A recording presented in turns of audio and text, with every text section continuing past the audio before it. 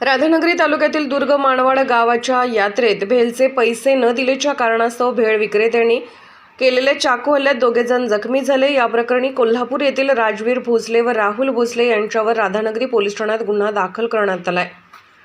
दुर्ग मानवाड येथे विठलाई देवीची यात्रा मोठ्या प्रमाणात भरते। या ठिकाणी विविध प्रकारची दुकाने लावली जातात, त्यामध्ये कोल्हापूरकरांचा भेळचा गाडा लावला होता।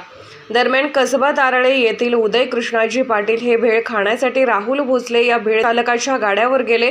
भेळ खाल्ल्यानंतर पैसे देण्याच्या कारणावरून भेळगाडा चालक राहुल भोसले आणि उदय पाटील यांच्यात बाचाबाची झाली। मारहाणीचा प्रकार घडल्यानंतर राहुल भोसले यांचा मुलगा राजवीर भोसले याने उदय यास माझ्या वडिलास का मारलेस असे म्हणून राजवीर यांनी जयसिंग पाटील यांच्या डोक्यात काठीने मारून जखमी केले।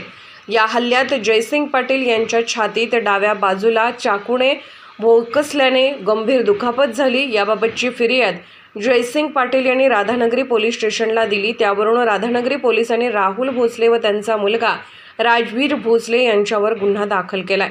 या प्रकरणाचा अधिक तपास राधानगरी पोलीस स्टेशनचे पोलीस निरीक्षक गोरे हेड कॉन्स्टेबल खामकर हे करत आहेत। डिजिटल बंधुता न्यूजसाठी राधानगरी प्रतिनिधी विजय बकरे।